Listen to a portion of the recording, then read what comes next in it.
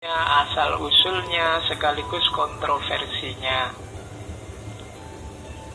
Oke, sekarang ke sini. Ini dari serat Siti Jenar. Ini juga disalahpahami. Ada yang bilang gara-gara ini dianggap pengikutnya saya Siti Jenar itu tidak sholat, tidak Jumatan. Ada muridnya namanya Kilontang. Katanya Kilontang bersujud-sujud tiap hari Jumat di masjid, menyembah kesunyian, kesenyapan, kekosongan. Itulah yang kalian lakukan. Kalau menurut wejangan guru saya, orang sembahyang itu siang malam tiada putusnya dilakukan. Hai Bonang, ini karena yang interogasi Sunan Bonang. Keluarnya nafasku menjadi puji, masuknya nafasku menjadi doa, karena tutur penglihatan dan pendengaran disuruh melepaskan dari angan-angan. Jadi, kalau kamu sholat masih mengiaskan kelanggengan dalam alam kematian ini, maka sesungguhnya kamu ini kafir. Katanya Kilontang, yang pertama, kita sholat itu seringkali hanya olahraga. Itu yang dimaksud menyembah kekosongan, kesunyian, gak ada apa-apa, gak ada efeknya. Itu loh yang disembah sopo. Fisiknya aja kadang juga tidak terlalu serius. Ada yang cowopetnya ngalah-ngalahi pesawat mau take off. Oh ya, kalau Ramadan nanti ada yang terawihnya cepetnya luar biasa. Lalu itu ngapain? Kita sholat kan sedang berkomunikasi loh dengan yang paling maha puncak, Allah yang tiap hari merindukan kita. Sedang berhadapan-hadapan itu kok kelihatan kita tidak kerasan sekali. Allah Akbar. Yang kita sembah itu apa? Berapa persen Allah hadir bahkan dalam sholat kita? Jadi itu yang bahasanya Kilontang, menyembah kekosongan.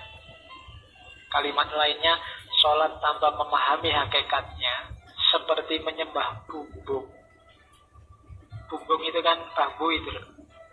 Ya memang luarnya sih kelihatan kuku, tapi dalamnya kosong.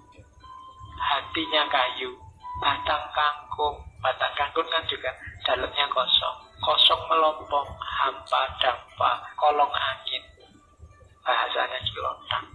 Jadi cara sholat itu tidak begitu. Kalau hanya olahraga, kita sedang nyembah bumbung kosong. Tidak ada nilainya. Iya sih, luarnya kelihatan ada, tapi dalamnya tidak ada apa-apanya. Dapatnya cuma capek. Kalau puasa dapatnya lapar. Kalau guruku, katanya Kilontang, tiap detik kehidupannya adalah sholat. Para wali itu justru mereka yang maniak ibadah, maniak syariat, tapi tidak berhenti di syariat. Syariat itu hanya wadahnya, lantarannya untuk naik ke wilayah yang lebih tinggi, dan puncaknya adalah bertemu dengan Allah. Terus ada lagi sindiran, sholat yang mencuri. Apa sih sholat yang mencuri itu? Di serat Siti Jenar, pada waktu saya sholat, budi saya mencuri. Pada waktu saya zikir, budi saya melepaskan hati, menaruh hati pada seseorang. Kadang-kadang menginginkan keduniaan yang banyak, lain dengan zat Allah yang bersama diri. Jadi sholat dan semua amal ibadah itu kan semacam permintaan Allah untuk kita lakukan. Harusnya demi Allah. Tapi kita melakukan banyak sekali ibadah tidak demi Allah, tapi berpamrih kayak tadi. Pamrihnya macam-macam, bahkan banyak yang keduniaan. Barang siapa sholat jamaah isya dan subuh tanpa terputus, maka rezekinya akan dan kita rajin sholat isya dan subuh tanpa putus, ngincer apa? Rezekinya lancar. Itu yang oleh Siti Jenar disebut sholat yang mencuri, akal budi yang mencuri. Padahal bukan itu harusnya. Bukan duniawi targetnya sholat itu. Jadi jangan kesana. Kalau kesana mencuri kan. Harus tetap Allah. Inna lillahi wa inna ilaihi roji'un. Terus kalau dikomparasi dengan ayat, kritiknya Syekh Siti Jenar misalnya bisa dikomparasikan dengan surat Al-Ma'un. Fawailul lil musallin. Orang-orang sholat yang hasilnya malah neraka. Kenapa? Sholatnya karena riya. Alladzina hum yura'un walladzina hum an sholatihim sahun. Sholatnya lalai. Terus ada juga surat Al-Mu'minun yang artinya sholat itu harus khusyuk. Khusyuk itu yang pertama menghindarkan diri dari hal-hal yang sia-sia dan tidak menyia-nyiakan waktu serta tempat. Yang kedua menunaikan zakat. Yang ketiga menjaga kehormatan diri. Yang keempat menepati janji dan seterusnya. Jadi semua yang diomongkan Syekh Siti Jenar itu, ini kan karena banyak yang kritik, dianggap Syekh Siti Jenar itu ngarang, tak ngerti syariat, tak pernah ngaji. Tidak mungkin. Kalau dilihat dari silsilahnya beliau masih ada garis keturunan sampai ke Nabi. Cuma cara beliau menyampaikan melihat situasi saat itu. Oke, terakhir ini tentang puasa. Katanya Syekh Siti Jenar, ya poso ya iya.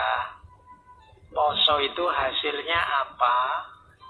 Kemampuan untuk melaparkan diri, ngelakoni weteng kudu luwe. Maksudnya apa? Kemampuan mengendalikan hawa nafsu. Itu panennya orang puasa. Dengan puasa kita terlatih terkendali. Imsak, makanya ada batas, kita tidak boleh makan lagi, namanya imsak. Yaitu imsak lahir. Imsak batinnya apa? Kita mampu mengendalikan hawa nafsu. Itu puasa. Jadi besok latihanlah mengendalikan diri. Mau coba bikin target-target spiritual.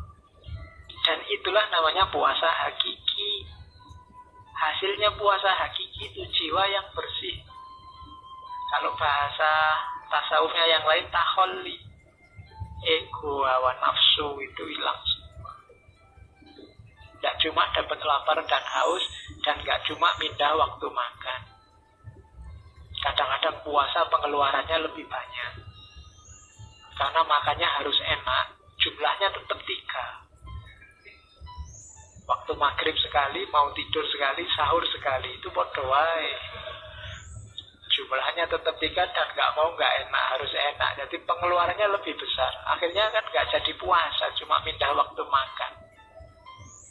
Ya, dia udah apa-apa, cuma masuklah sebentar ke wilayah hakiki. Kira-kira dengan puasa itu mampu nggak kita menaklukkan hawa nafsu dan ego? Berani nggak misalnya kalau pas kita puasa, HP juga puasa, internet juga puasa, kecuali habis buka puasa misalnya. Tidak akan balas WA sebelum buka puasa misalnya. Nah, itu latihan-latihan rohani. Tidak apa-apa ya. Kalau sudah sukses itu dalam arti sudah nggak terikat lagi oleh WA, nggak tergantung lagi oleh internet. Nanti WA-an dengan tidak terikat. Hari ini kan kita terikat luar biasa. Banyak sekali hal-hal yang tidak harus bikin kita tergantung. Sekarang kita tergantung. Tergantung oleh listrik, tergantung oleh BBM, terus tergantung internet juga. Tergantung lagi, nggak cuma internetnya, Facebooknya sekarang bikin ketergantungan, WA-nya bikin ketergantungan, Twitternya bikin ketergantungan. Semakin berat kita menuju Allahus Shomad. Iya karena butuh, iya karena nasta'in. resikonya kayak sesi general tadi, susah untuk sholat khusyuk. Makanya satu-satunya jalan apa? Latihan. Nggak usah ambisius, nggak usah, wah ini minggu depan saya mau jadi wali kayak sesi general. Nggak iso. Ya pelan-pelan, dikit-dikit, ditaklukkan pelan-pelan. Nafsu itu triknya di situ. Yang ambisius biasanya akhirnya malah kalah. Pelan-pelan, taklukkan pelan-pelan. Karena jiwa kita itu butuh pembiasaan. Kalau sudah terbiasa lebih gampang. Kalau drastis agak susah. Maka pelan-pelan ya. Kalau sholat kita hari ini Allah hanya 5% mewarnai, ya besok ditambah jadi 6%. Kalau kemarin ingat Allah itu awalnya saja Pak, pas Allahu Akbar, setelah itu lupa, ya nanti ditambah Allahu Akbar sampai Fatihah, ingat. Setelah itu agak lupa. Latihan kecil-kecil gini, lama-lama jiwamu terbiasa. Itu yang perlu ditempuh. Oke, itu dulu ya.